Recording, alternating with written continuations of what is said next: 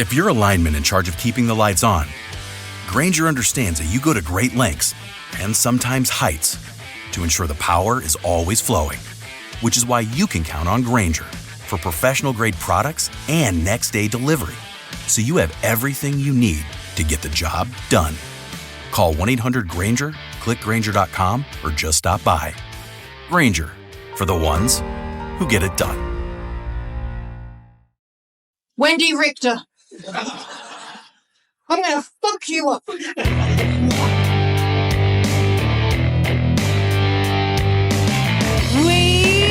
want Mina. Mamacita. Thank you, Trish. I am Medusa, always have been Medusa, and always will be Medusa.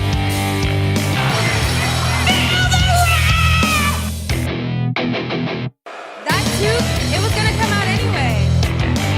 I break bitches. Call me David. Give me my last man standing match between Willow and Mox. No, you cowards! That's good to get out. We're back to an old favorite because the fight has been reignited this week, sickos. Also, cowards is not necessary, but it really rounds out the sentence once you get it out of your mouth. Yeah! What's up, sickos? It's me, your absolutely unhinged host, Bex Bastet, and this is Don't Call Me Diva, where we talk only women's wrestling. I run down the weekly matches of AEW and ROH, and we learn about the wrestlers who face them. I discuss lore. I make up lore. We fantasy book. We waffle off on tangents, come back around, make up songs, and that's the Don't Call Me Diva promise, sickos. It's episode 12 of the show. If you need more info on moi and why we are here, please go check out episode 1. Episode 12. So hi my welcome. Sit down and get comfortable while I take you on a journey through the amazing world of women's wrestling. In the news this week, happy birthday to Dakota Kai. Happy birthday to being released by WWE. Apparently, there are some internet rumors that are convinced that Kai is heading our way to AEW. I don't like to get too confident in this kind of thing until they actually debut, but you all know how much I want this. Apparently, she was in talks with AEW the first time the Wobbly Republic got rid of her. So that's this could be really good. Also, happy birthday to the one and the only Queen Aminata. And oh no. Oh dear people. Let's all take a moment to mourn the loss of Mercedes Moné and her New Japan Strong Women's Championship loss, which, as you know, also takes away one of her boats. No more 4 boats Moné. She is now just 3. She lost the bout to Azumi at the recent pay-per-view by New Japan called Resurgence, which was in Ontario, which I thought meant Canada, but actually meant California. Which makes a lot of sense because they have the dojo in LA. But that was a great pay-per-view. Lots of shenanigans happened. In the match with Moné was Mina Shirakawa as well, and those two did not leave on good terms at all. Moné was screaming at Mina on the mat and blaming her for causing Mercedes to lose her title. Of course, she would have done this exact same thing to Azumi if Mina had won the title. We've seen how the TBS champion handled cracks in her perfection. Ooh, she does not like it at all when we see those cracks and usually tries hard to smooth them over and pretend it never happened. But you cannot delusion a belt loss unless unless she paper mache ones. But I don't think she's going to go that crazy. I would not be surprised if Monet and Mina are feuding over this whole shenanigans, actually. But congratulations, Azumi! Yay! Congratulations. B. Priestley made a surprise appearance at Resurgence. She announced that her 90 days were up from the Wubbly Rubbly and had a match against Viva Van, who we've talked about before on Don't Gotta Me Diva. B has a bright pink streak in the front of her hair, the same gorgeous hue as La Catarina. Have I mentally already made up a tag team based off this comparison? You know me. Of course I have. Mariah May posted a series of very sweet photos of her and the one and only Queen Amanada. And that's it. I just wanted to tell you all that exists. So go look at it if you ever feel blue. Because there's, heartwoman. As I am writing this, my mind, of course, instantly jumps to the idea of Queen Amanada and May being a tag team, but also being in the Hurt Syndicate. I've talked heaps about how I think, Queen Amanada would fit perfectly in the Hurt Syndicate. But I'm just here to say that so would Mariah May. She loves to hurt people. Chick. Looks like $1 million. Chick. Confidence. Chick. It weighs itself, really. Skye Blue is back. She was out with a bitch of an injury. Ooh, and I feel like we'll be seeing a more advanced Blue despite the injury absence. We get a lovely little promo of her later on. It's very exciting. So I'm very interested to see what kind of danger Skye Blue brings to the situation. She has herself a nice little dangerous moniker that we will debut later on. We also, speaking of being confirmationed, whatever that means, Thekla. Apologies, Toxic Spider, for the horrendous pronunciation earlier on. Shows me, up for not checking it. I apologize. But yes, Thekla is actually joining the AEW roster. So in this episode, at the end, we are going to have a chat about this very awesome wrestler and get to know her. Thekla has technically been on ROH Honor Club before when Athena was in Japan, right, for her World Domination Tour, which, since I mentioned it, complete sideway, but bands like promotions and the like calling world tours when all they do is like flippity flappity about the Northern Hemisphere is horrendously infuriating. Anyone else feel that? Anyway, moving on. They broadcast Athena versus Thekla on episode 99 of Honor Club, and it's a bloody good one. So they already have some sort of background backlash between the two. That's going to be good because, as we discuss, and if you're not aware, Thekla has hard hitting moves, and Athena loves to fucking take some fights. So that would be exciting. But anyway, who knows?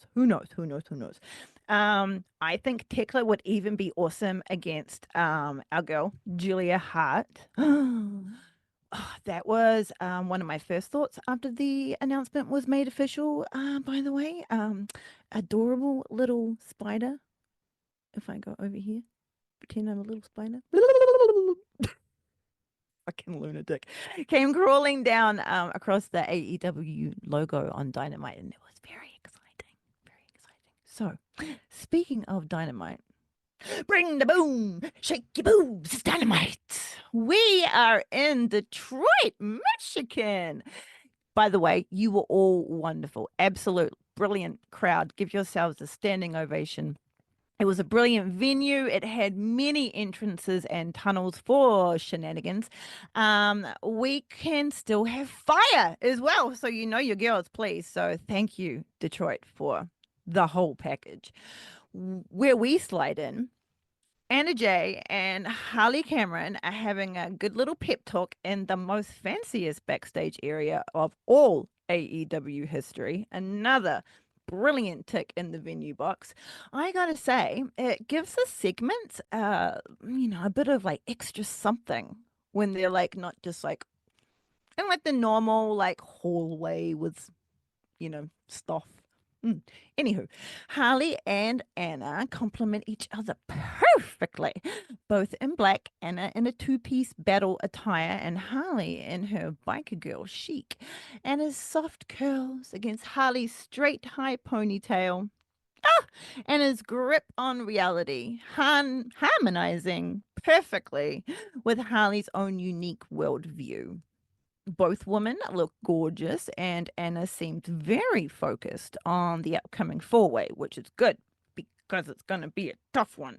I love this pairing. I know, like, at the moment, I've just been like, oh, these guys are together. I love them. Oh, these guys are together. I love them. Hey, what can I say? T&A is such a perfect name for them, but also it's probably extremely unavailable. It's so inappropriate, but at the same time, it'd be great. I came up with that curves and violence as well. The curves of violence. Very disgustingly, my brain came up with claps and slaps, and I am not going to explain that one at all. Pretty dangerous, big and bouncy, badasses. Just some names thrown out there. Harley is freaking brilliant with her promo. And when Anna Jay asks who wants to get choked, her hand like flies up immediately and it freaking kills me. Harley makes everyone shine around her without ever dulling her own sparkle. And Anna Jay jumps aboard the Cameron pony ride and they gallop off to the go position. Oh, it's brilliant. And Harley leaves her there. She doesn't come out to the ring with Anna Jay. So, it's good. Good. Because, as we will find out, a four-way is, no DQ. Our first women's match is this four-way. It is between the world champion, Timeless Tony Storm, Thunder Rosa, Penelope Ford, and our sweet Anna Jay. In this match, the winner gets to face Timeless for the world title in an upcoming match. Could be any time. Tony doesn't need to be pinned for this to occur. But if she wins the match herself, then none of you get a title shot. So pretty cheeky of her going in there, but it's the fight that she wants and the enhancement, and I'm here for it. Another thing I'm here for. And now, the world goes gray, but it's rainbows in our hearts, because it's time for Timeless Tony Storm. As soon as her music hits, the crowd erupts with cheers and gives our world champion an appropriate standing ovation. See? Detroit! I hope you all brought yourself a treat after this. You fucking deserved it. Timeless is without Luther, also not bringing, a sidekick to the ring, keeping it kosher. Kosher? And wearing a 50s era cape of the old school wrestler style, a two-piece battle suit of black bikini top and red and white tartan high waists for the bottoms. Our world champion has her world title around her waist. Total sidebar. I really, really love it when champions wear their belts, like around their waist. If you only ever see a champion walking around with it like over their waist or something, or God forbid, around their neck, I'm like, yo, wear a fucking belt. Tony wears the belt all the time. Moving on. A respectful wiping of the boots, as is tradition before stepping through the ropes, and our world champion takes her place at the center of the ring. Thunder Rosa is out next, and I freaking love hearing her music through the headphones. Oh, the bass is so heavy, and it freaking slaps, and every time I'm just like, it's such a good wrestling fucking entrance. Just gets you pumped. Thunder Rosa is here, and we have fire erupting behind her, and she power poses on the entrance, and it's Thunder is in her stone cold softball street fight gear, and her long hair is in the double braids. Thunder Rosa gives a drive-by high five to literally everybody ringside and gives us the double horns before getting in the ring. Yes, it's double horn. Moving on. The world champion is also a big fan of Rosa, and I am now this last 8 months has really turned me around on Rosa, and I love it when I can have an opportunity to change my mind for a good and not because someone has turned out to be an asshole. It's always a good time. Because yeah, I've been open from the beginning that like I haven't been, on the Thunder train to be honest, but I'm on there now. Woo! Exactly. I've got like fucking year pass.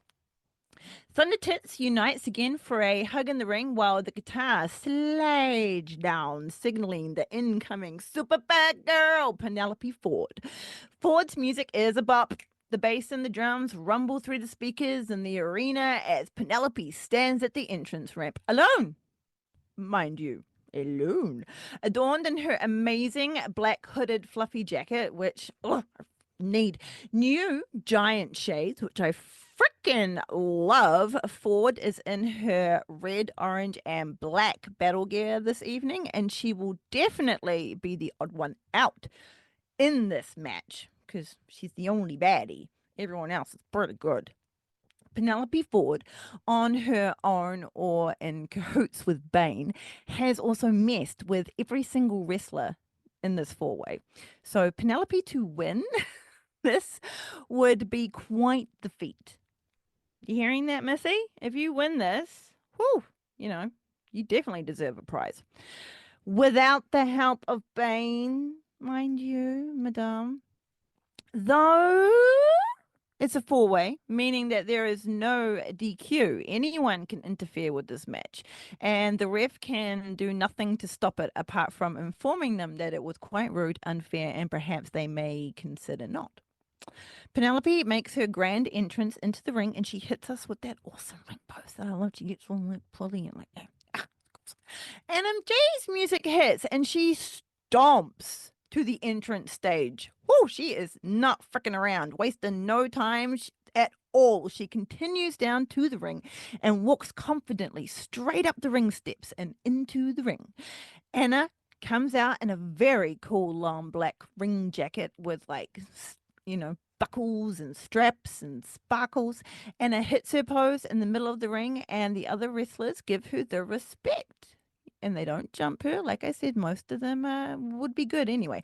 The only one who really needs, an eye kept on her is Penelope, if we are all honest. I'm honest about your love.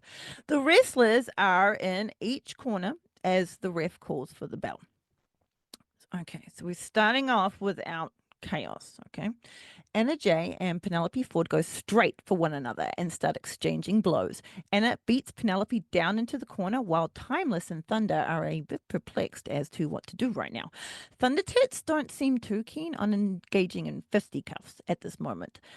Anna stomps Ford out of the ring and throws her into the barricade, while back in the ring it seems like Thunder Tits have come to a battle arrangement and engage in some just wrestling. Thunder Rosa and Storm are testing each other's skills in the ring, while it looks like the super bad girl has the upper hand on Jay now on the outside. Anna gets a painful introduction to the ring steps, and Thunder gets the first pin attempt after one of her brutal shotgun drop kicks. Kicks Timeless. Kicks Timeless. Penelope catches on that a pin is happening in the ring, and she rolls into it and bulldozes through Thunder Rosa's pin, breaking it up before 3. Tony has to roll herself out of the ring to deal with the damage from Thunder Rosa's dropkick. And Penelope takes on Thunder in the ring. Smart. Anna Jay is still feeling the effects of the beat down into the stairs, so she's nowhere to be seen. Some quick footwork gets Penelope down for a pin, but she is out of it by 2. Thunder body slams Ford to the mat, but takes way too long this early into the match. To gather the power from the crowd, And when she comes back from the ropes to splash down on Ford, the super bad girl rolls out of the way and Thunder splats down onto the mat. She should have known. Thunder still manages to get up and yell, "Come on!" at Penelope, and Ford takes her on, landing a Cazadora into a roll through, sending Thunder into the ropes. Penelope definitely came on. Ooh, don't like that phrasing. Penelope shoots off the ropes and missile drop kicks Rosa between the shoulders. It seems to be a battle of the drop kicks. Ford rolls Rosa over and goes for a pin, but is denied when Anna scoots in and breaks it up at 2. Anna manhandles Penelope through the ropes with Ford stumbling into them as she is dragged by Jay. I bet that hurt. Anna takes every advantage of the no DQ and deals damage to Ford while she is between the ropes. Betwixt, you might say. Anna cracks Ford with a high kick, her long, powerful legs connecting with Ford's chest in a mighty thunk. Jay twists Penelope around for a neck breaker, made worse by use of the middle ropes, and Penelope is catapulted back into the ring. And Anna brings her down the mat for a pin. Very wise. The pin is broken up by our timeless world champion, who boots Anna Jay in the back. The crowd have been hot for this match, and why wouldn't they? And they get behind every whack from the champ. Toni Storm whips Anna Jay over for a spectacular fisherman suplex. Timeless stretches onto her tootsies and locks her hands together, bringing Anna's knees close to her own face, laid out for the pin, and then girl, Penelope just walks up to Storm, over here, by the way, Jesus, and boots her mercilessly in the vagina, breaking up the pin in a creative yet dastardly way. The crowd ran down boos upon Ford, who is not at all bothered and, in fact, quite proud of herself. The super bad girl turns her attention to Anna Jay, and a quick pan of the arena comes up with no sign of Thunder Rosa. We do see a tender world champion delicately roll out of the ring onto the floor to try and get some bearing on the situation through the pain of her throbbing punani. But Toni Storm is not given any amount of time to recover as Anna Jay gets thrown out of the ring in front of the timeless world champion, and then both of them become the landing pad for a flying Penelope Ford, who takes them both out with a beautiful standing moonsault off the apron. Ford lands on her feet and takes a moment to chillax against the barricade like it just ain't no thing. As we pan out to a wider shot, we see Thunder Rosa is climbing the ropes. It seems she has plans to crash down upon her fellow competitors. We can see Penelope has grabbed Timeless and Anna by the heads to drag them back into the ring, but exhaustion takes her over and she hunches down under the weight of dragging Anna and Storm. Perfectly huddled, though. They have no idea that Thunder is coming down upon them with a lovely tornado until it is too late. All three women crumble to the ground as Thunder Rosa jumps to her feet. I was about to say Anna Jay for a second. Jumps to her feet with a battle cry, chest slap of satisfaction. The crowd are on their feet in standing ovation to the mera. I almost called it a wera. Not that one. Thunder Rosa takes Anna Jay by the head, and this time Jay is introduced to the other steel steps. Rosa bounces Jay's head off the top of those stairs like she is personally insulted by her. Wasn't necessary, but while the crowd chants Thunder Rosa, Michigan, have I told you lately how much I love you? Platonically as a crowd, but it's there. Our world champion came to a truce, and they pair off with Timeless taking Jay and Thunder taking Ford. Anna goes face first into the barricade by Toni, but Ford has managed to turn the tables on Rosa, and she slaps her hard with a chop to the chest. Thunder is very smart and stumbles over to Toni, who takes time out from chopping Jay to turn her attentions onto Ford, saving Rosa. Thunder brings Anna to a stop with a hard chop and then goes to join our world champion. They team up on you know who. Timeless brings Ford back into the ring and punishes Ford with a stern backbreaker, holding Penelope in place on her knee while Thunder runs off the ropes and drops a leg across Ford's throat.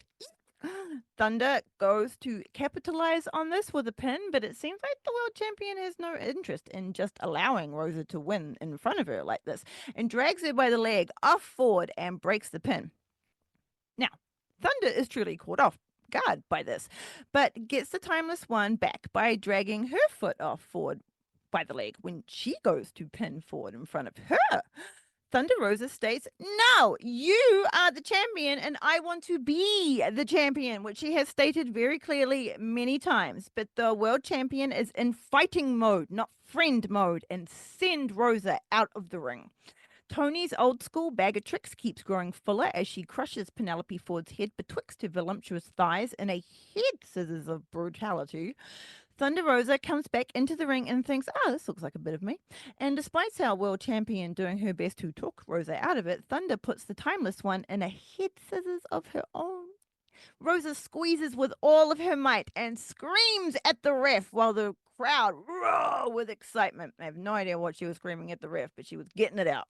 Anna Jay comes into the ring, adjusts the battle gear, grabs Penelope's legs that have been kicking around, flailing, trying to get out of this predicament. What is Anna Jay planning to do with Penelope's legs? Well, it seems Penelope was not going to be the only one suffering from Anna Jay's involvement in this submission centipede. Using the scientific method of roly-roly, Anna Jay tips the three wrestlers over onto their stomachs, so now all of them are in a submission, with Penelope having extra painful fun times of the added Boston crab onto her legs, well, and lower back. And Anna Jay sits her fat ass, with a PH, down deep onto that Boston crab, testing out the flexibility of Ford's spine, which is flexible, but, you know, everyone's got a limit. Penelope uses her only free limb and she reaches around behind her and drags her nails right down Anna Jay's back. This does end up working, and Anna releases Ford's legs and subsequently collapses the entire submission train while the crowd start dueling it out. Thunder, Rosa, and Anna Jay start slugging it out in the center of the ring while our world champion and the super bad girl take a moment to recover in their separate corners. Both of them were uterus deep in those submissions, and it was taking a toll. Anna Jay and Thunder Rosa lay in some spicy chops to each other's chest. Stop, give one another a look, and then sprint to opposite ropes. They collide together in the middle of the ring with running lariats, and both women are knocked down onto the mat. Everyone is down. The crowd cheer, and our world champion gets to her feet. Penelope is up too, ready to face off against the Timeless one, as both Rosa and Jay roll under the ropes to the uncertain safety of the apron. It's about a 50-50. Toni Storm and Penelope Ford start exchanging heavy forearms, each shot getting heavier until our world champion gets in a quick consecutive second shot that puts her on a roll. Consecutive forearms from Timeless makes the crowd very happy, and she feeds Ford more meaty forearm sandwiches. Ford lets out a battle cry and tries to come back at Storm, but gets yoinked and sent over the world champion's head in a snappy suplex. Before Toni Storm can capitalize on this, though, Thunder comes in with a flying knee that sends the champion noping the fook out of here. This has been such a fun four-way so far. You can just tell by how flustered I am. Everyone is trying to win at all costs, yet the champion seems to be working the most out of everyone to win this match, so she can put more time between now and these three badass wrestlers coming for her title. She knows how bad they are, and she's like, I don't want this. I don't want none of this. Toni Storm knows they are all capable and wants to protect her championship. It's fine. It's a great way to build up the title's importance and depth of the Raw fighting for it, in my opinion. And why wouldn't she want to keep her title? Like, What kind of crazy champion just wants to be like, oh, yeah, like, if you win, that's okay. Crazy. It's now just Thunder Rosa and Anna Jay in the ring. Thunder sends Jay into the ropes, but Anna comes back with a pump kick that ends Thunder Rosa's momentum temporarily. Anna is still not 100% and forgets how important a quick pin is in this situation and takes a moment to gather herself. Once gathered, herself was like, yo, title shot, pin Rosa, and she quickly goes to pin the former world champion, but it's way too late, and Thunder Rosa kicks out of the pin by 2. Anna Jay finds herself unceremoniously yoinked out of the ring by her tights, and the super bad girl pulls Anna down to the ground.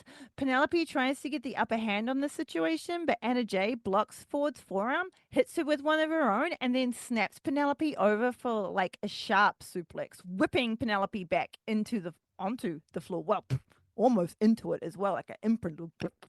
Anna Jay did a gorgeous suplex here, and Penelope landed as flat as a board on her back. The sound it made was loud, and it was a thing of beauty.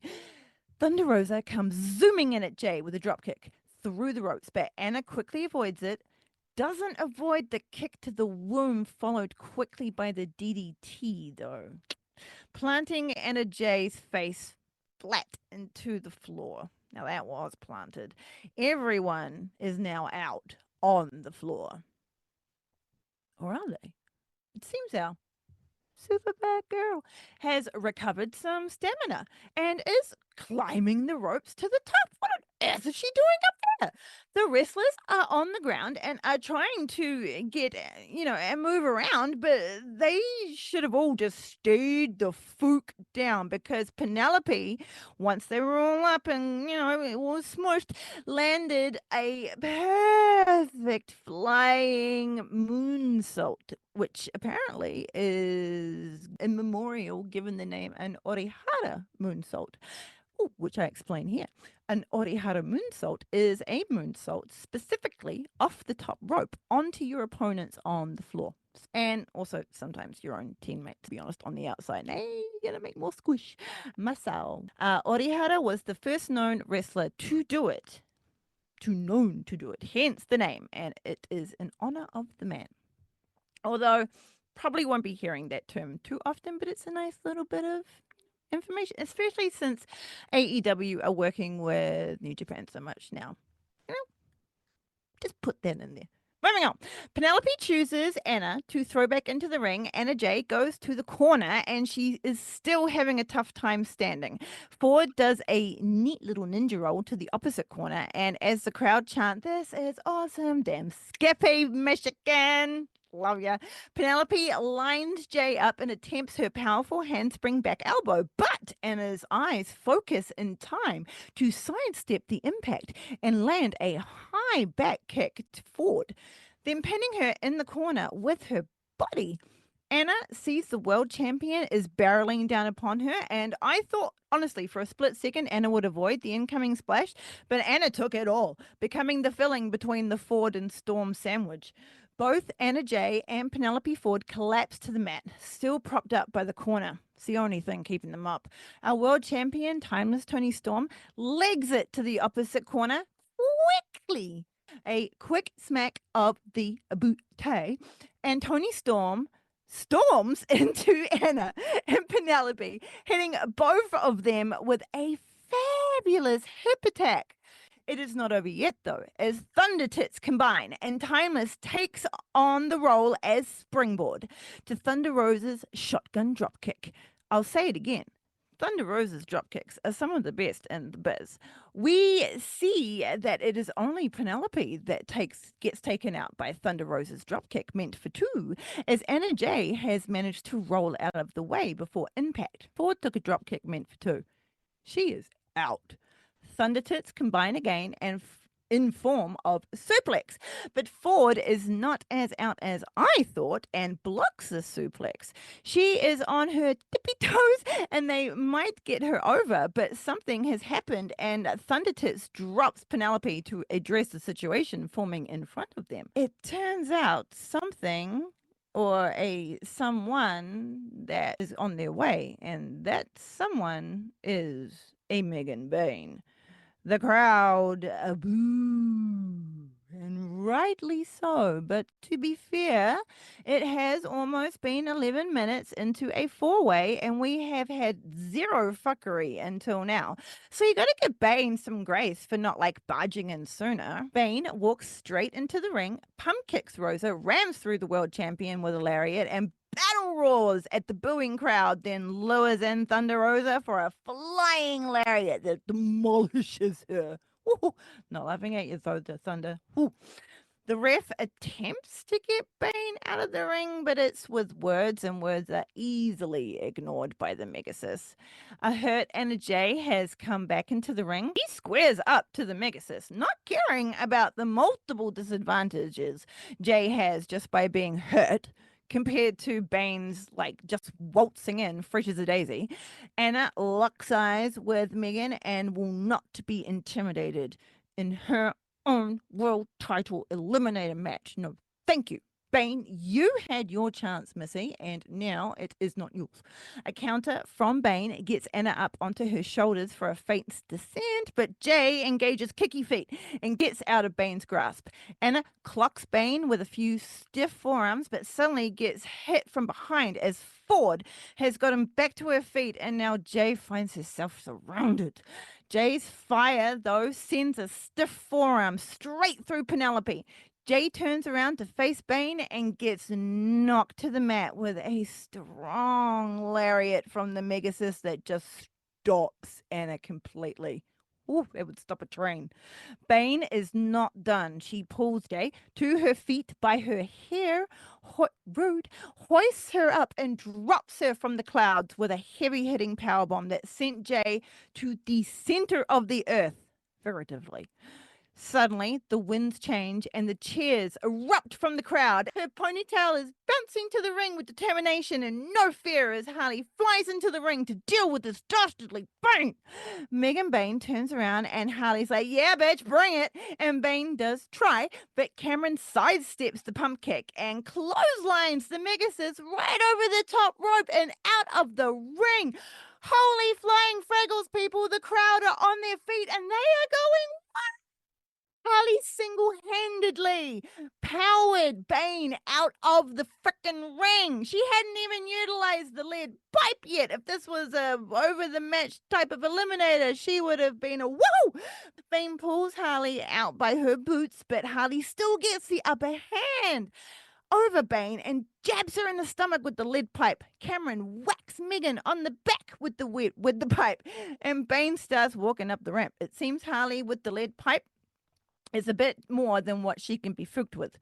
Harley gets the Megasis one more time and even utilizes a slip to try and take out Megan Bane's legs. And that is it for Bane. Megan walks straight to the back and Harley is quickly followed by her. We had a little jokey like on the couch about how like, you know, we love her, but it would be fucking funny if like all of a sudden like you just saw like Harley just go wah! And like fly from like one side of the entrance to the other, you know, by a kick. But anyway, moving on. We focus back on the ring, and Penelope Ford has Anna Jay in the Muda lock, dead center in the ring with a mind full of years of wrestling. We saw the Super Bad Girl in her perfect bridge, and we're like, oh honey, we could just see this coming, because with a mind full of years of wrestling is about us. That puss punt from earlier is going to collect on its debt right now. And right on time, the curious world champion herself comes into the ring and circles the entanglement of wrestlers.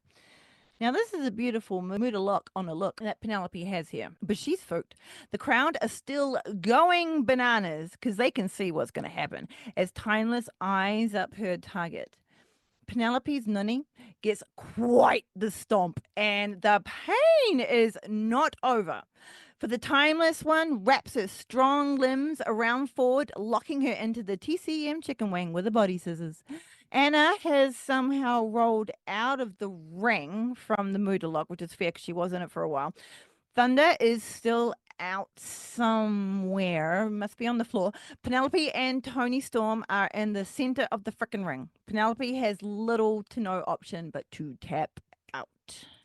Our world champion, Timeless Tony Storm, has won the match by submission at about 13-ish minutes. Long gone, people, are the 3-minute matches, and it is such a joy. Jesus. Anyone out there who is still giving you 3-minute women's matches are not where it's at for women's wrestling or wrestling in general, to be for real, because if you're not pushing your women's division this year, you will be left in the dust by the time 2026 comes rolling around, just so you know. The crowd give our world champion a standing ovation at a match well fought. Thunder Rosa gets into the ring and Thunder Tits unite again. As they celebrate in the ring, Penelope Ford slowly rolls her broken bod out of the ring, and Anna Jay, dazed on the floor, realizes that her chance is now lost. For now, though, I am positive Jay will be back in the title hunt soon. Don't worry, Jay. Your time will come. Maybe some tag championships with a certain Holly. Yo. That match was excellent and told a fabulous story inside the ring and extended storylines like outside of the ring as well.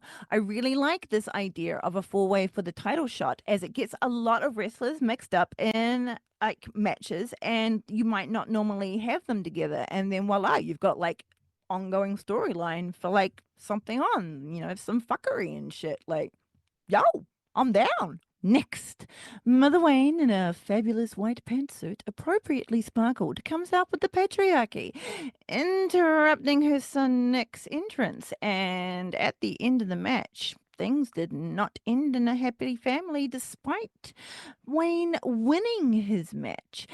Mother Wayne, what are you doing, honey? Your family is crumbling in front of you. But this is not my problem. After some excellent shenanigans from the menfolk, we get graced by the remarkable presence of Renee Paquette, all soft and baby pink jacket with white shirt. The one with the cool gold little chains off the collar we've spoken about before. She is interviewing the bruv, who gets interrupted by a very angry, sweaty man. They yell, "We move on."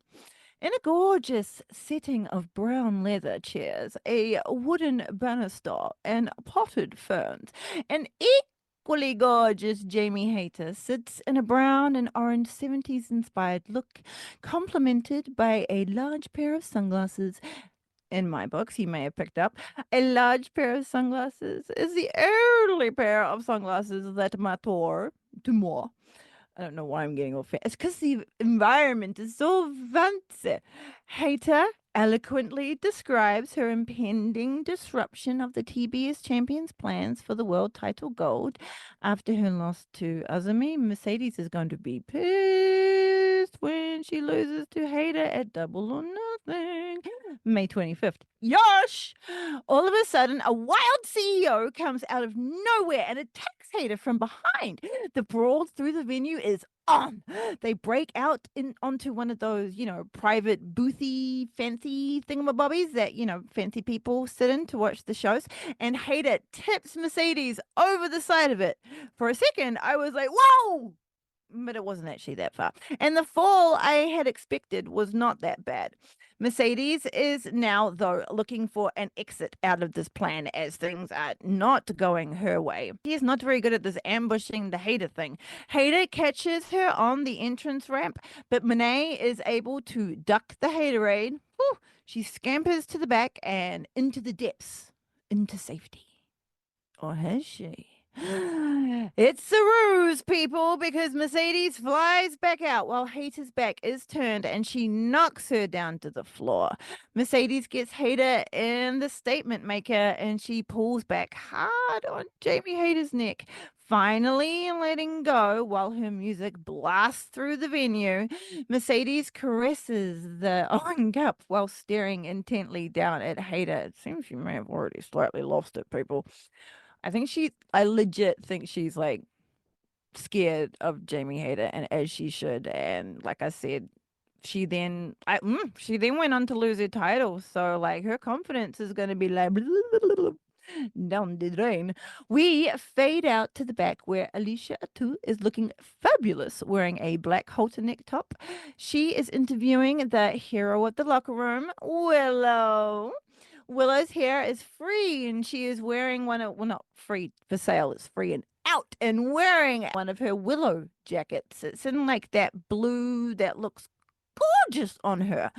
Alicia brings up her issues with the Death Riders, and Willow makes it clear that she wants to be the first to stick her fists in her faces.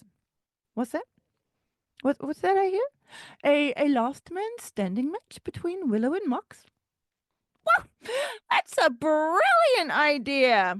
Someone should absolutely book that. You're smart. Chris Statlander comes in to confront Willow. Chris is also in black. I'm just pointing that out. We're not going to get into it. She pairs it with a black bandana, and I know a few sickos out there that had a little bit of a moment with this one. Well, get a change of pants, people, and sit back down because Chris is determined to get Willow to talk to her. But Willow suggests a match instead. The sickos even get a call out from our favorite Willow. Hi, Willow. See, you are absolutely correct. We would definitely love to see this matchup. On Collision, these two former best friends will hopefully air it all out in the ring, and perhaps the friendship can either be reborn or respectfully left behind. All I can say is, lucky us, this match is going to hit hard and it's going to be emotional.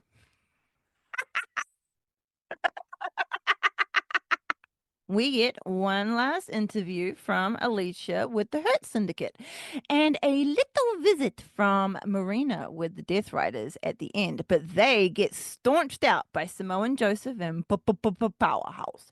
So they don't do shit. They are, well, Mox is terrified of Powerhouse Hobbs. There are now two people that I can vouch that he is terrified of, which makes him a liar. This Dynamite was pumped from minute one. The crowd are fantastic. The matches have been top tier. Stories are progressing all over the place. The venue is great and we have fire. I am a happy gal and I cannot wait to get to Collision. So since it is on the next night, let's go straight there. Collision. We are still in Detroit, Michigan, and night 2 crowd is just as pumped. And why wouldn't be? The world has gone grey, but there is a rainbow in our hearts because the world champion, Timeless Toady Storm, is here. But wherefore art thou is our champion? A spotlight lights up on one of those boothy thingies, and Timeless does a Don't Call Me Diva special. And pops up into the frame in all of her victory road pinup and pearls glory. Timeless delivers an inspiring and impassioned speech stacked to the tits with sexual innuendo and a promise to keep fighting no matter what.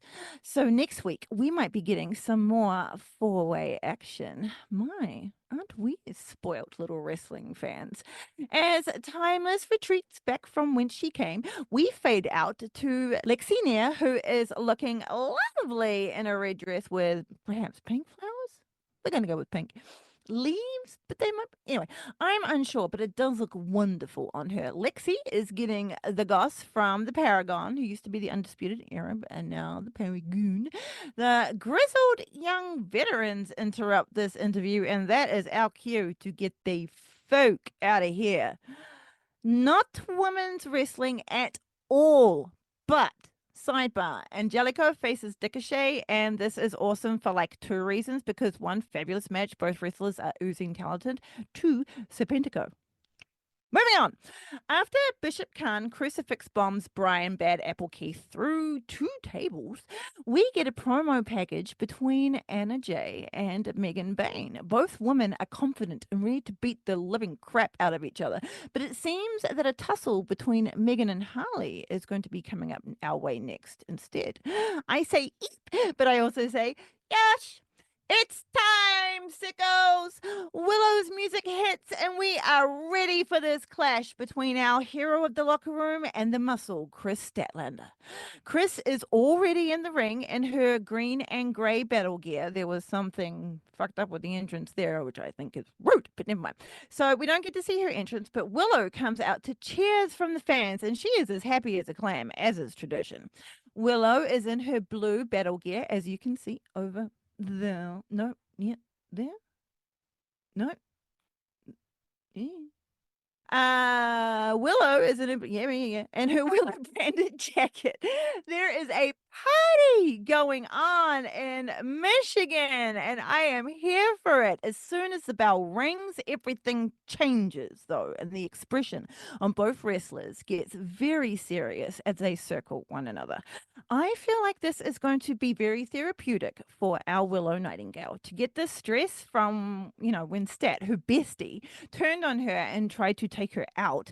They then had like a vicious Chicago street fight that, at last year's All Out, which Chris won. And then things went just cold between the two wrestlers. Like that match took away way more than just their friendship. I don't know, honestly, if this can be resolved, but I do hope that there is closure. Now, I'm a fan of Stat, but I have to be on Willow's side here when it comes to Chris having a change of heart and wanting Willow to have a change of heart because she has stepped up and apologized to her. I'm like, you can't just expect that, right? You can apologize, do better in the future and all that great growth stuff. Do all of that. But that in no way means that the person that you wronged gets all of their feelings about the situation just swept away by the power of your apology. Like your words don't just floosh through them like a waterfall and then out the bottom you just piss out all of your feelings about the situation. That doesn't happen. So you should not have the expectation of this either. Okay, and you should allow the one you hurt to heal their way. And speaking of things that you will need to heal from, the two wrestlers start grappling with each other until Willow slips out of the side headlock with a power move and shoves Chris off her. Stat grabbing Willow's tights really pisses her off, and when she confronts her about it, Chris just runs at her and locks in a waist lock. Sweet little standing switch from Willow puts her in control, and then she once again uses her power and slams Chris to the mat. Chris is getting mad and becomes madder after a sassy little boot from Willow to Stat's nose. It was childish, but I can see why she'd want to, but holy flying fraggles people again, I want to say this quietly in case, she comes after me, but coming close, but Stat slapped the living shit out of Willow for that. It made me crawl into my hoodie like a turtle. That was a nasty slap. Just from a playful, cheeky, sarcastic, but just from a playful little boop. She slapped her face off. Okay, what she does next makes me also question Statlander's motives, okay? With this apology bollocks, because, she right out mocks Willow next. Right out mocks. Doing her cute little, body slam off the ropes into the cover and then taking the piss out of, her smiley nature. How, Willow comes off and, puts her hand, under her chin and she's all yeah, hi, I'm, sweet and doing a pin. We love it. She took the piss out of that. And then afterwards she's all I have dimples and I'm so smiley. Hello, Chris is currently on the sus bus right now and she has no one to blame but herself. She can go and sit next to Hologram and think about what her true intentions are, because I ain't buying this, Missy. And until then, that's where you stay. Willow slaps the sass right out of Stat's face, and you know that hurt. That slap echoed through the venue. Stat served up a chop back to Willow, but the chop she gets in return made my face go back into my skull. Willow let that one loose, and I almost wanted to go back into my hoodie again like a turtle. A violent exchange of 50 cuffs. 50 cuffs? A violent exchange of 50 fisticuffs ensues between them until Willow gets a few consecutive forearms and then knocks Stat down with a step up into Gary. Willow is handling her anger, and takes Chris, my apologies, on a tour of all four corners of the ring, introducing her to the matriarch turnbuckle of each one by slamming her face into them, as is tradition. A pump kick sends Chris flying, and Willow looks like she's getting a lot out of her system here. A miscalculated whip to the rope allows Chris to counter Willow's plan and rolls her up for a pin, but Stat is denied at 2. Chris gets to her feet before Willow can, and she roundhouse kicks a kneeling Willow, who crumbles into perfect pinning position, and Chris goes again for the win, but is denied. Chris stands Willow up and uses her as a punching bag for a bit before attempting to backslide her into a pin, which sounds a bit saucy, and gets reversed by Willow, and now Chris has to kick out. Mwaha. Once again, Chris gets up off the mat quicker and rolls Willow into another pin. This one is a lot more smushed. Willow still kicks out at 2, and we get a series of counter rollies into pins until it becomes clear that this strategy is not working, and we get a return to the exchange of 50 fisticuffs. Chris turns the tides and knocks Willow down to the mat with a back elbow. We get a gun show as penance, but I am not taking it. You are still on that bus, Missy. She goes for the cover, but the gun show really wasted time. And Willow kicks out at 2. Not so much hot dogging, Missy. Chris gets the crowd behind her, and she goes to run the ropes for momentum. But instead of whatever her plan was, Willow springs into action and pounces on Stat, sending her flying and rolling out of the ring onto the floor. The crowd get to their feet in standing ovation for Willow, and the crowd start chanting her name as she gets out onto the apron. What is her plans? Chris comes stumbling around the ring, and Willow takes flight, barreling through her with a cannonball. She lands hard, but the crowd are still chanting her name, and Willow grabs hold of that power. A few high fives to the fans, and a hyped up Willow attempts to suplex Chris on the outside, but it is Willow who gets suplexed, and they both feel the pain coursing through their bodies from the impact onto the floor. The ref seems to be trying to count them out, which is rude, but Stat manages to break the count by 7. Willow also rolls in, but both wrestlers assume back onto the outside once that count has been broken. Willow should have actually stayed in that ring, though, because Chris gets her again with another suplex onto the floor, and this looked heavier than the first one. Stat is very happy with herself. It seems her competitive spirit is clouding the original intentions of apology, or have apologies just been completely thrown out the window now?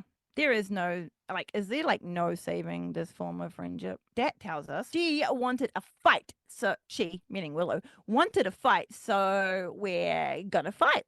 Yo, you turned on her, Stat. You attacked Willow from behind. You chose Stokely over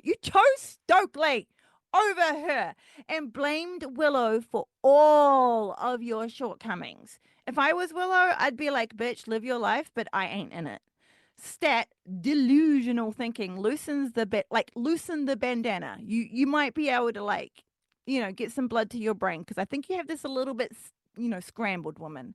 Anyone else who has had a good friend turn on you, do you feel like Chris is trying to gaslight us here? Because I do. The ref is back to counting them out. And Chris throws Willow into the ring, and the count is broken.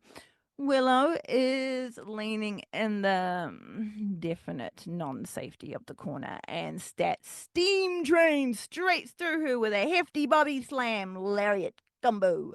More punishment gets put onto Willow's back with a scoop slam from Stat, but then Chris tries for a cover, and this had to be a poking the bear kind of pin, because Willow was not out enough for a 3, and she kicks out at 2.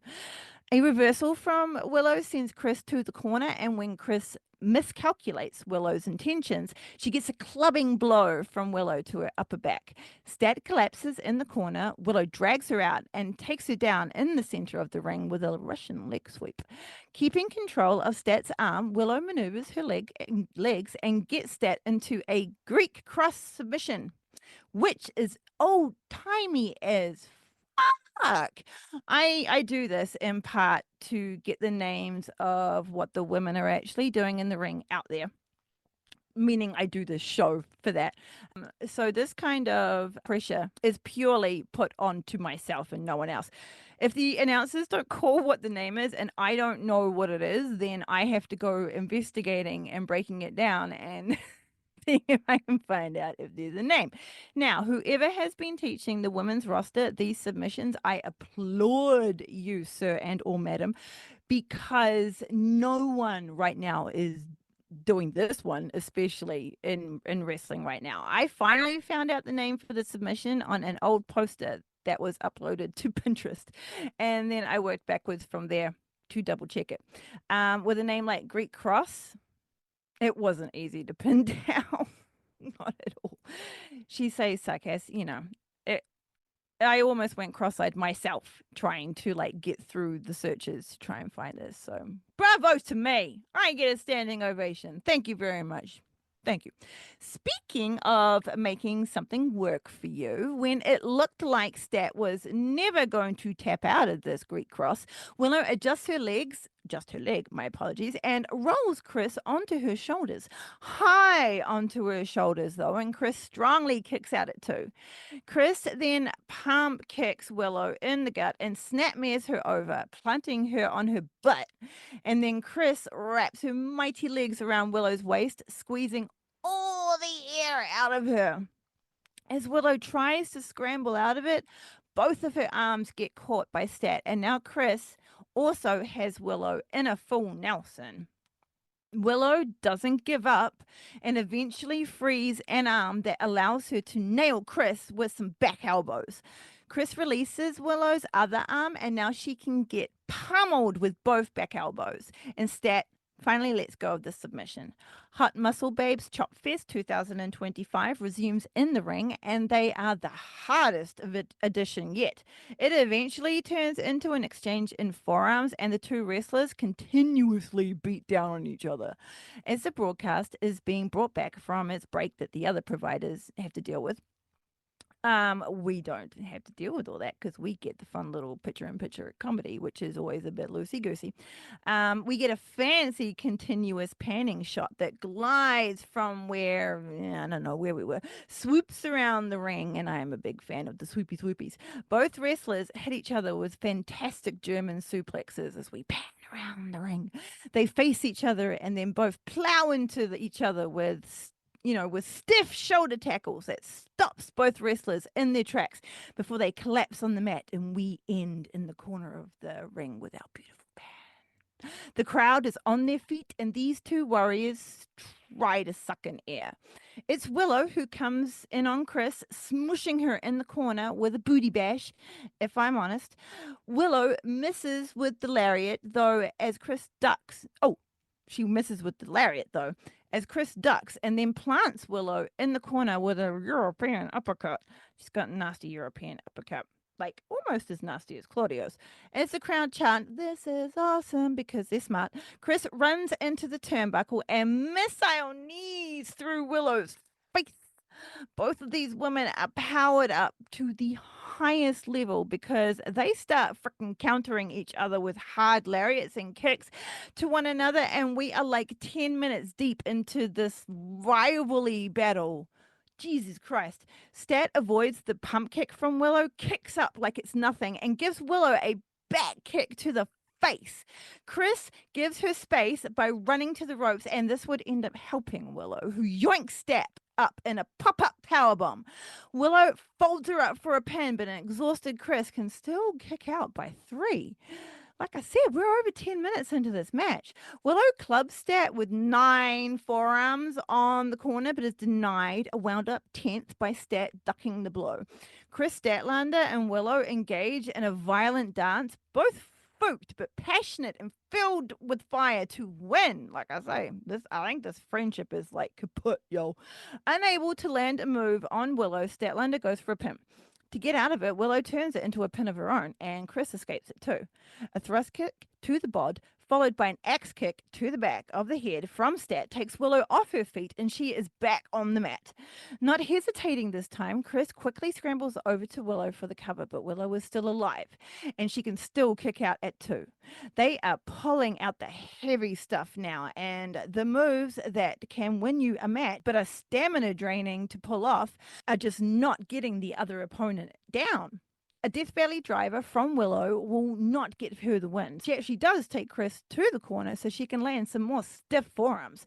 This doesn't go well as Chris counters Willow, and now Chris is dragging Willow up to the top rope. We witness an absolute thing of beauty next as Chris Statlander sends Willow and herself into the clouds and down onto the mat with an avalanche superplex of doom, which brings everyone to their feet and almost flips Stat inside out upon her landing. Both wrestlers get to their feet reasonably freaking quick after this heavy landing, though, and Chris attempts her deadly discus lariat, but instead winds herself up to receive a running clothesline from Willow with authority. The straps come down on Willow, and she is ready to end this. Willow successfully hits her powerful gut wrench powerbomb. She calls the babe with the powerbomb, but cannot go for the pin because the corpse of Stat just starts rolling itself out of the ring. What are you fucking doing here? Fucking Yuta has shown up, and that can only mean one thing. The boos intensify, and we shoot back to the ring, and Marina Shafir is committing attempted murder by strangulation, which, if we are honest, in AEW is tradition, but shh, don't tell the authorities. Marina has wrapped something around Willow's throat, and she is pulling tightly. Okay, so that something is a chain. Thank you, Mr. Shivone. Tis just a slight strangulation, though, as Marina let goes and cracks Willow in the ribs with a swift kick. Like, that kick was almost worse than the strangulation. The ref, who has been dealing with fucking Yuta, is like, hey, what's going on? And completely misses Marina's measuring, like, Willow's neck with a chain. Chris gets back into the ring, yoinks and out of it Willow, flips her upside down, nails her with a Saturday Night Fever. 1, 2, and a 3. Stat wins, y'all, but it's not a good one. With all this bullshit Stat pulled before and during the match, Willow is going to be even more done with her now, in my opinion. I don't think Stat even wants to be good anymore, to be honest. I think she wants to muscle up and beat chicks, get all dark and gothic with it, and let her demons loose. So, so what? That there is already a gothic muscle mammy out there, or mummy, I should say. Mammy. There are gothic muscle babes everywhere. More the merrier, I say. Not one gothic muscle babe is the same as the other. And if I were to ask me for my humble opinion, I'd say make me an army and have them raise hell on all the women's divisions everywhere. Not a good outcome. But in happier news, like we said, Skye Blue is back. She is healed from injury, and we get a fabulous promo building up her return next week in the Shikar of the Go. Skye Blue is back, and she's a violent little thing. So that's her new little tag. Girl got more tats too, and I am insanely excited for her return. Collision ends after Nigel kicks some ass, and we are rolling over onto the Ring of Honor, people. We have a proving ground match tonight, people, between our world television champion, Red Velvet, and Lainey Luck. I remember we talked about Luck before, but I think it was in brief mentioning in connection to another wrestler. But all of that is not coming to mind right now. Not important. Ashley Vox is back, but she is facing Deonna Purrazzo in a pure rules match. And see, I know future Bixie is going to be like flipped on this, but we're going to say it because, it's addressed as our first match in the tournament for the new Pure title. The limit of 3 rope breaks for Vox might become a problem when it comes to facing the dangerous Prazo, though. She's not going to want to use those quickly. Speaking of problems, show fave Layla Gray is going to have one when she faces Marina Shafir. The graphics are familiar, but the booty shaking bass of this music isn't.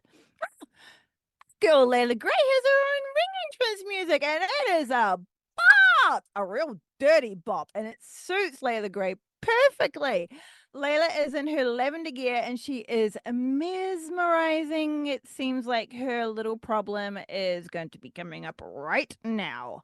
Speaking of new music, Marina now has her own ring music, unless she had before, but this is new to me, so we're going on. And it slaps as well. I have to take a moment out of writing this to do some like finger dancing because it's insanely catchy during the choruses. Marina is dressed for battle business and she's also a barefoot fighter. And she's legit the only one who I don't get secondhand fear about stubbing a toe, because there is nothing on this earth, living or inanimate, that would dare to get in the way of her foot. Layla, you have a fight ahead of you, but whatever happens, you shall be the better wrestler because of it, my dear. Thank you. No code of honor in handshake form is done between them. And I literally thought this was an unbroken rule in Ring of Honor. I didn't think the bell could go bing, bing, bing until the handshake was done. But hey, I learned something new. Is this now unsanctioned? Unsanctioned by the handshake? Anywho, Layla is rightfully cautious about locking up with Marina because Shafir is judo dangerous, who is willing to give, who would be willing to give her a limb. No, but it must be done eventually. Layla finds herself in a spot of bother, but a quick thinking kick up into an arm drag gives her some space and she puts Shafir off balance.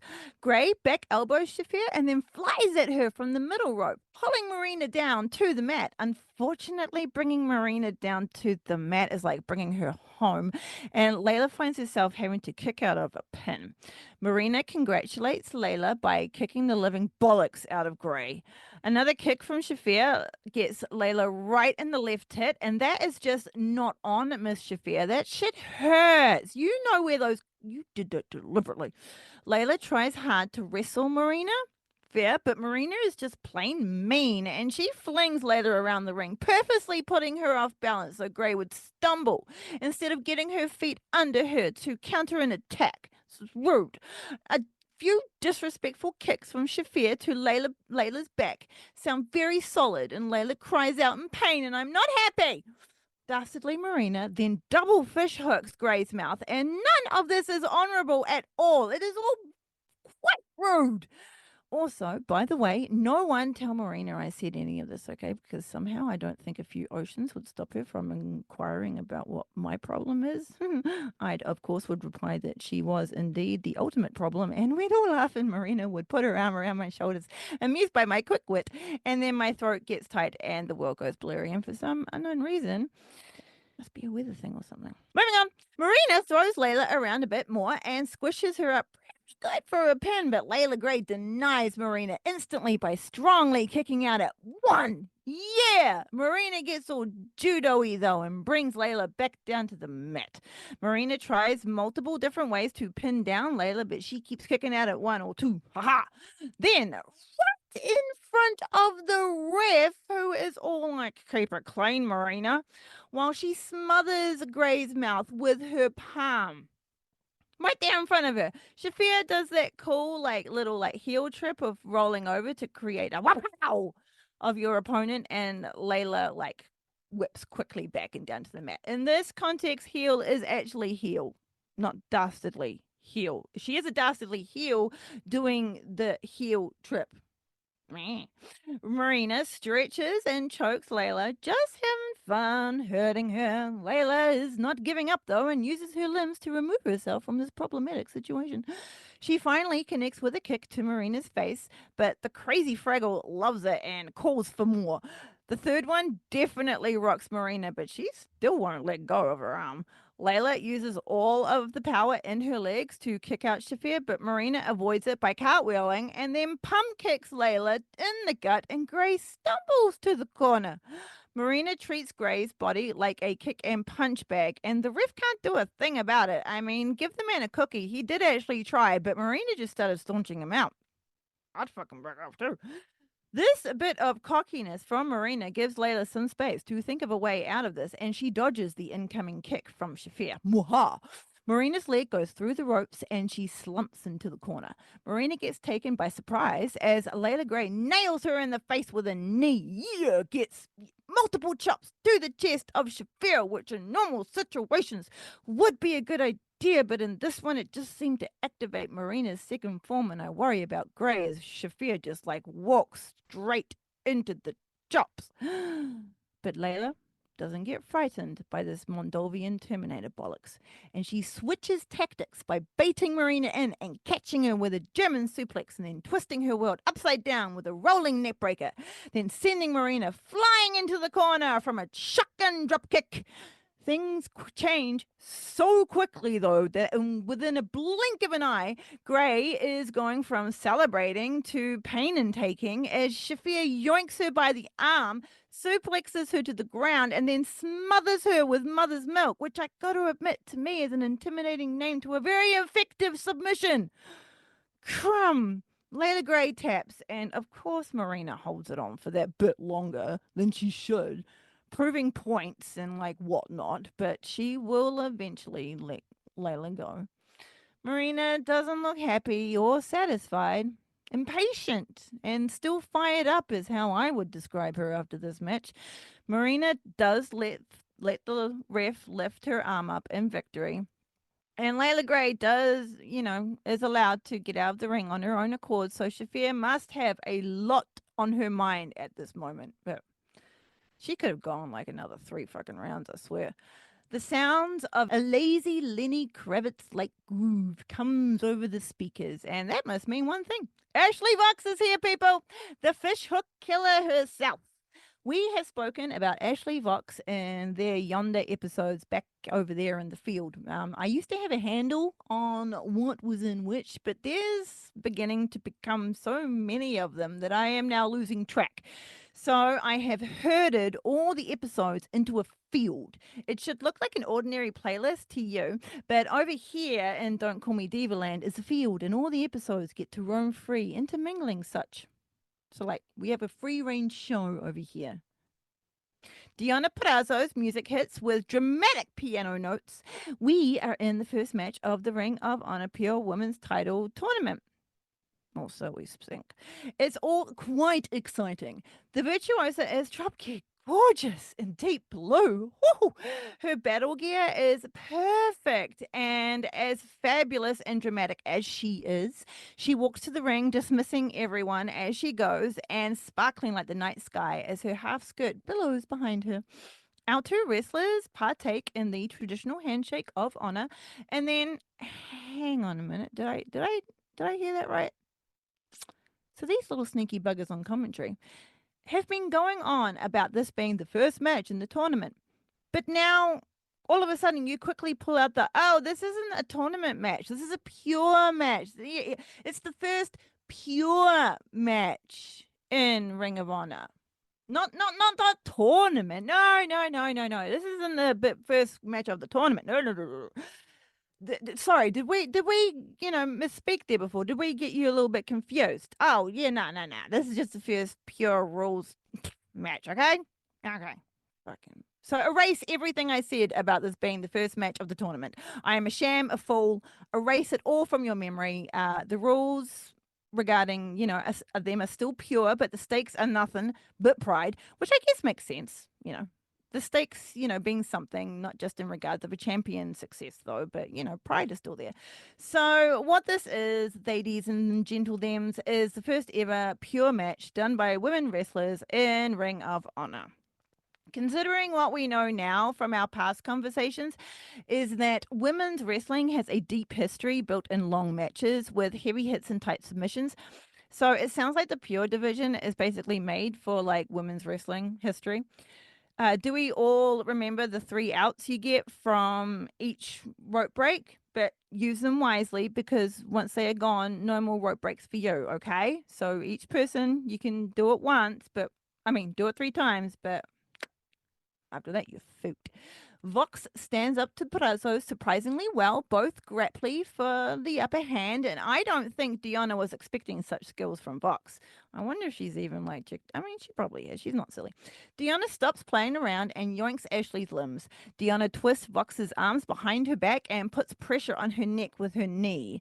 Vox screams in pain and stretches out her neck to, she has multiple necks, shit, and breaks the submission. Just as Deanna was starting to enjoy herself, well, she wondered if she had more necks to squeeze. The 2 wrestlers start up again, this time quicker, but still countering each other's moves off the top rope. Deanna tries to scoop Vox up, but Vox shimmies around and catches Deanna in the mouth with her fish hook. Wow, that came out quick. It's now Deanna who is screaming, but it doesn't take her long to crush Vox's hand and pull it out of her mouth. The grip on that woman. Vox would put up a tremendous fight against the multi-talented wrestler. A couple of times, Deanna thought she had the pin for sure, but Vox would strongly kick out at 2. Deanna teased her demise with a Fujiwara armbar very close to the ropes, but Vox uses her second rope break and gets out of it. I know it's got to be acknowledged, but announcing every time, announcing the dude over the mic, like to the audience, every time someone uses a rope match in a pure match is kind of jarring. Like, it doesn't take me out, but it just kind of be like, what's this guy doing? Is he making an announcement? Oh, he is. Okay. Anyway, Deanna ties Vox up in the ropes now, and Ashley Vox is helpless to get out of.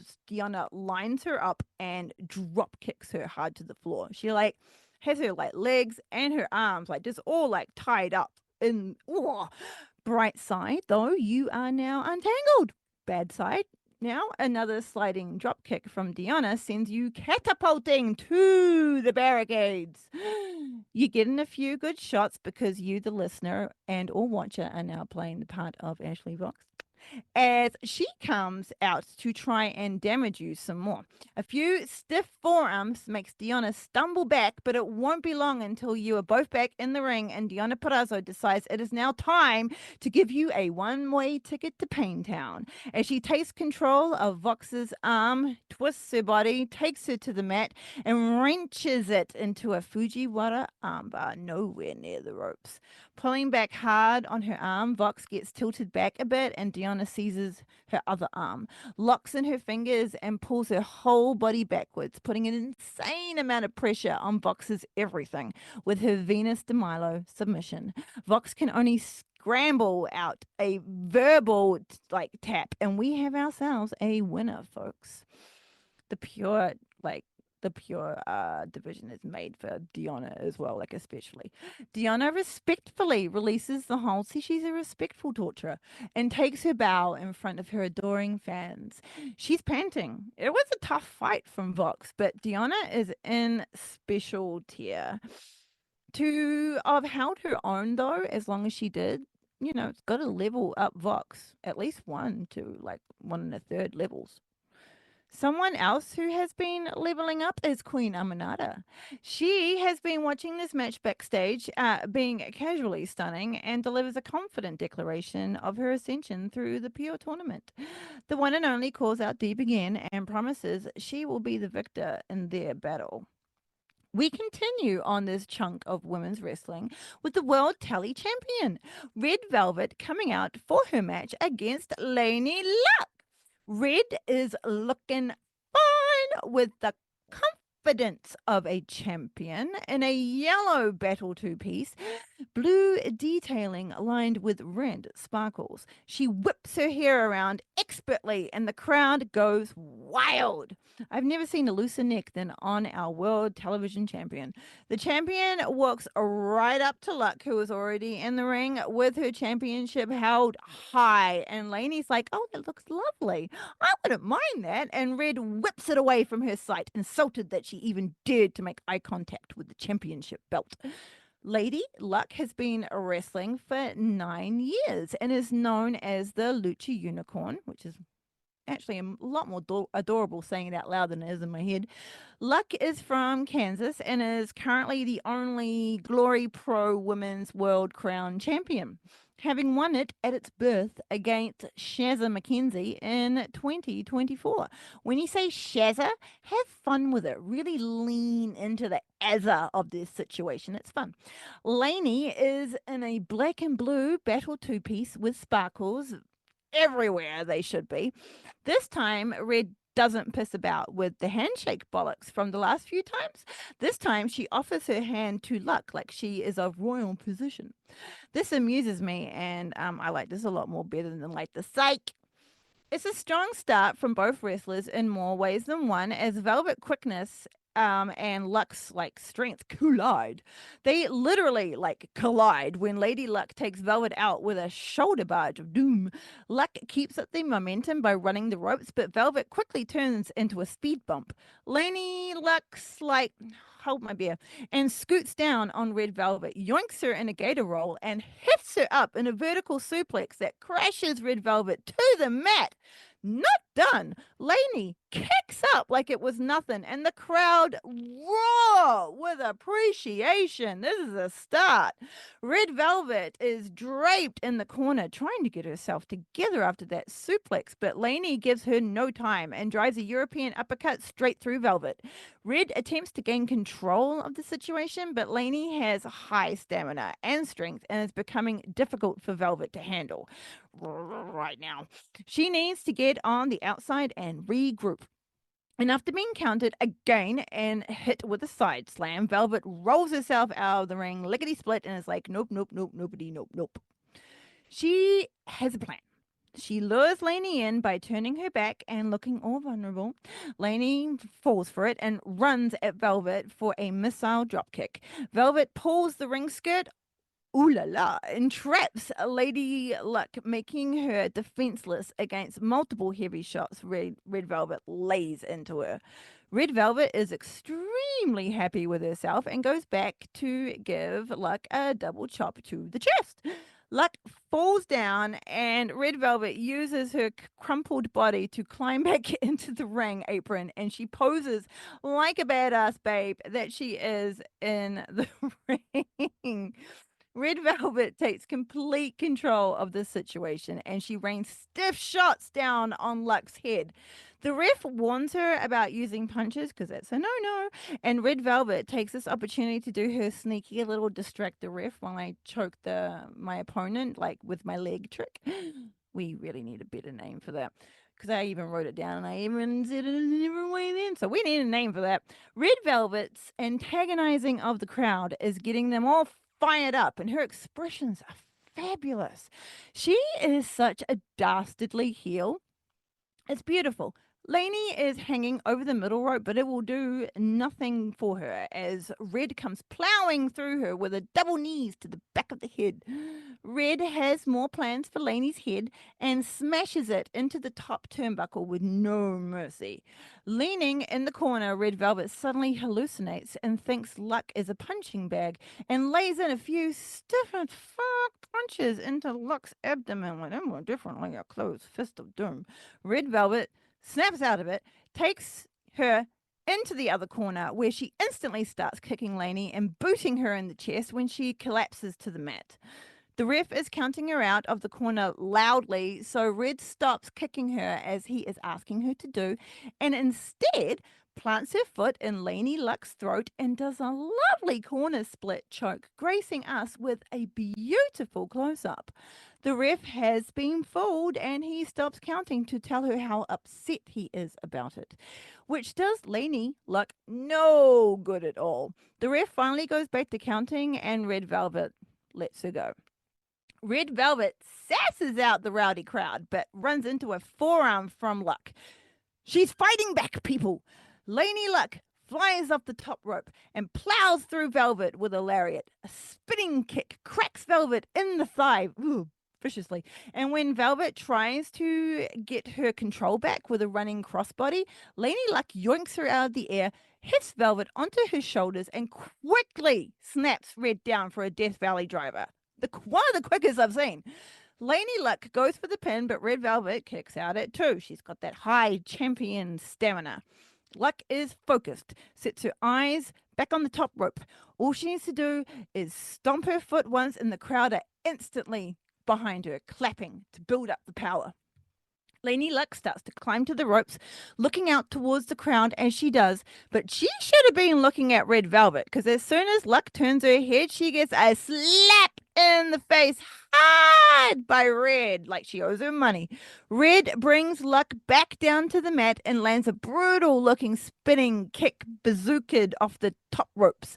Red Velvet goes for the pin, but Lainey Luck surprises us all and kicks out at 2. Red Velvet is furious, and Lainey's like tainted by the announce team, because as soon as they say that she is taken out for good, they're all like, oh my God, I can't believe she kicked out. And it's like, yo, shush.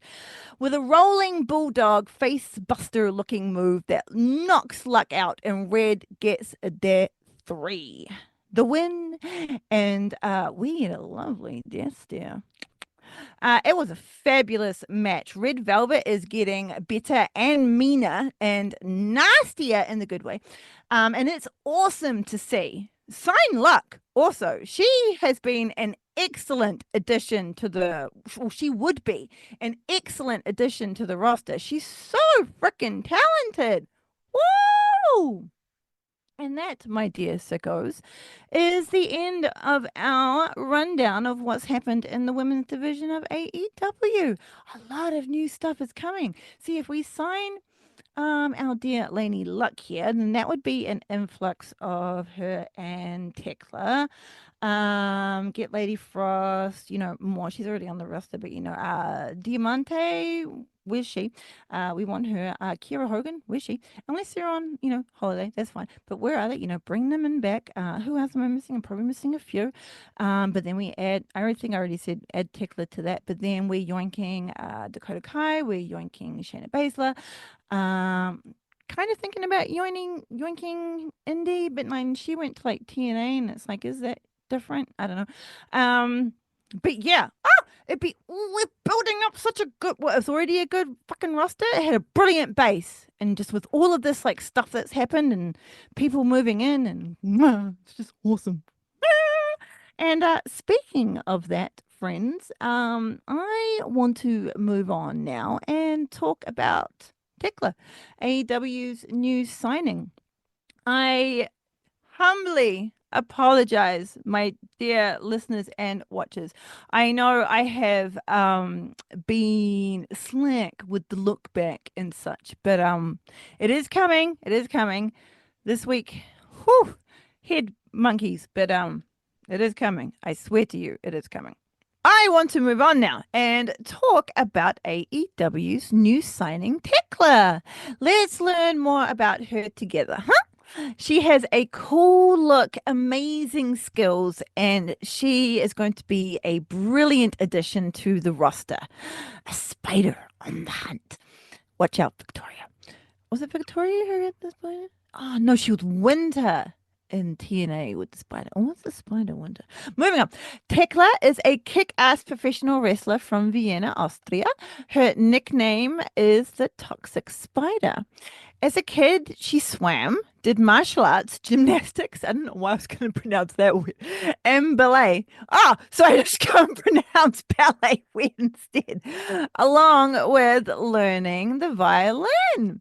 When she was about 18, 19, Thekla went to her first wrestling show, and she fell in love with it right then. She has always been a creative person in all of the arts. Thekla learned guitar as a teen and formed a punk rock band called Death Row Groupies. A few years later, Thekla was deep into her studies for her Masters of Finance, but she was still a big-ass wrestling fan. Tekla and all of her friends, I kind of get the vibe this was after like a real like drunken night out. But Tekla and all of her friends decided that yeah, they wanted to be pro wrestlers too, and they were going to get into it. It was just a problem that the next day it was just Tekla who was still keen on the idea, but she went on alone as a wrestler and she trained. Tekla said that her first day of training killed her, but she still wanted to come back the next week and continue her training. She knew this was for her. Tekla debuted in the underground wrestling scene in Austria, which is very niche and a very niche scene altogether. They fight in a cellar where live music is usually played. There is no ropes on the ring, and the wrestlers usually just fight through the crowd. The crowd are wild and also weird in a real good way. And it makes like this whole chaotic scene sound like so much fun. This underground like cellar that's been there for like centuries, and Tekla and a whole bunch of crazy Austrians are fighting through a crowd. Tekla's ring with ropes debut though was in Japan. But even then, there was a twist. The ropes were not normal ropes here, they were chains. Thekla came to Japan like, on a holiday, and through her underground promotion in Austria, having a working relationship with an underground promotion in Japan, she would end up having a match while she was over there. Thekla was only 4 matches deep into her debut and on brand for the Toxic Spider. This match was a tag match against two giant dudes, and she was tagging with another giant dude, and she spoke no Japanese, and she almost got completely smushed and broken by this guy. But her quick like thinking got her out of it, and she is here today to tell the story. Tekla's name is her own, but it is also a rare name. It has also a connection to a cute little cartoon about a sweet little bee over there. The evil spider in the cartoon is called Thekla, and the kids at school would tease her, or some would even find it cool. So the spider has been with Thekla since a young age, and eventually working its way into her fighting style. She has hyper flexibility, and the knowledge of grappling and submissions gives her a tarantula like way of moving, which is unnerving to watch, but it's also like mesmerizing at the same time. During the whole like sea virus thing, Thekla was in Japan. She was packed up and ready to go at the airport, and then a conversation with one of her besties convinced her to just change her mind. I mean, what could go wrong with just staying in Japan if she could? Thekla went back to the dojo, which was crumb. I'll mention it earlier. It's like ice something. But that's the promotion she was with the dojo at the moment. And she asked them if she could stay longer, and boom, they said yes. Thekla unpacked her stuff and settled into a very immersive training experience, absorbing everything she could to gain perfection in her character and her skills. Thekla also studied the culture and language, so by the time she broke through to the main stage, she knew how to speak Nihongo and how to act in Japanese society. And knowing how to be humble, big thing of getting good with a Japanese wrestler is to be humble.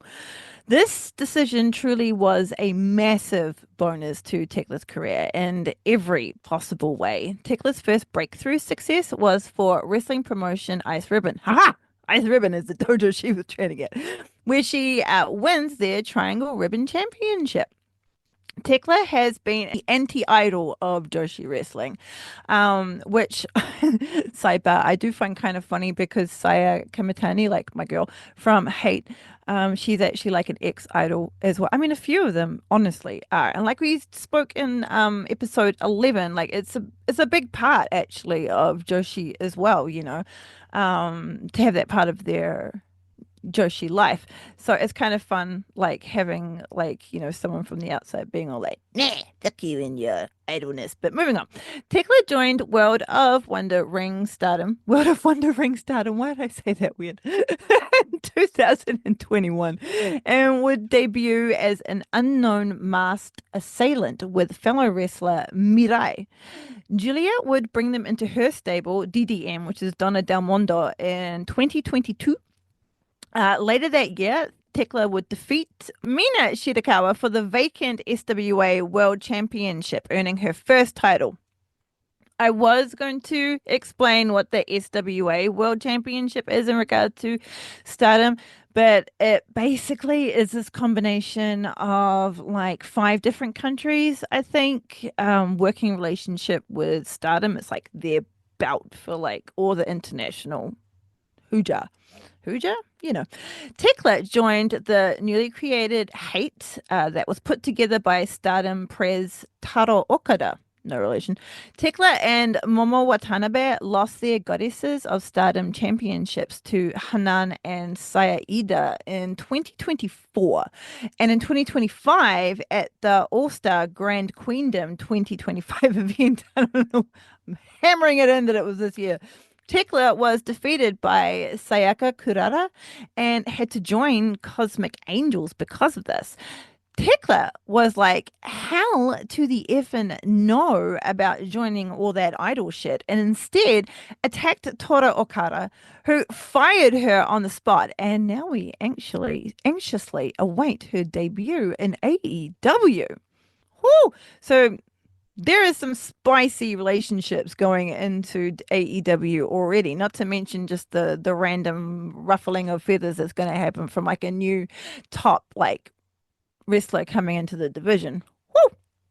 Thekla is a very talented painter as well, and her work has been displayed in galleries all over the world. And she has done the art for most of her earlier merch and designs all of her battle gear. Tekla's finishes are a bridging figure 4 neck lock called the Death Trap Choke, Toxic Spider Death Drop, which is a double underhook swinging reverse STO transitioned into a DDT, and a head scissors shoulder lock called the Spider Choke, which sounds nasty.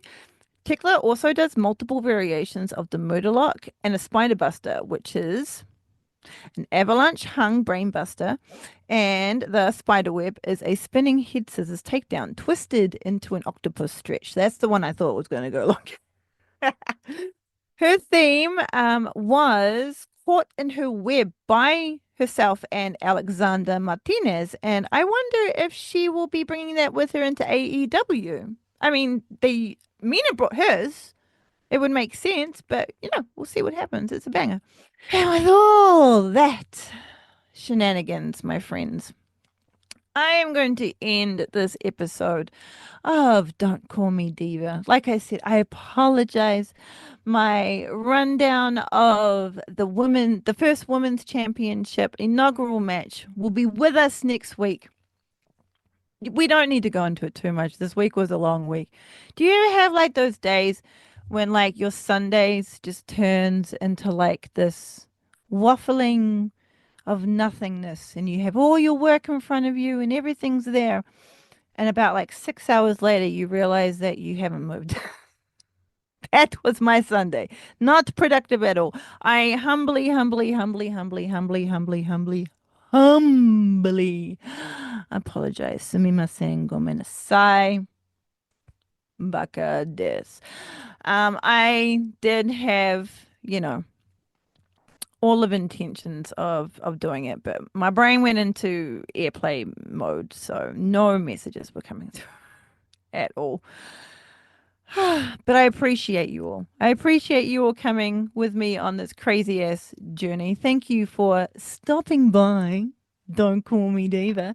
What are your thoughts on this week's discussion and our new wonderful graphics that have been floating on over here, huh? If you so wish, you can leave them as a comment in the appropriate sections of wherever you are in the world. Let me know of any women's wrestlers or matches you'd like me to talk about. And if you would be so kind as to like and subscribe whilst you're there, I'd be very grateful. You can find moi lurking in the dungeons of Threads at Bex_Bastet and under a tree in Blue Sky at Bex-Bastet. Today, I want to shout out Sicko All Elite Wrap Up, co-hosted by Sicko Tim. I had a brain fart then because I was like, did I just shout out the wrong name? But I didn't. It's a great yarn and it's a fun watch. Also, check out the latest episode of Sit Down, Shut Up, and Mark Out because they've had a great bunch of interviews recently. And the latest one is with the Filipino fighting rooster, Jake De Leon. Excuse moi. Thank you, Shane. To my excellent producer and creator of this new excitement looking beautifulness, promoter extraordinaire. Go check out some of his work on Ethos Media. It's go check out sickosclub.com and Sickos Club on the threads. You've never met a more inclusive, smart, kind, and talented bunch of silly sausages until you hook up with the Sickos. And with that, Women's Wrestling! Don't be a dick.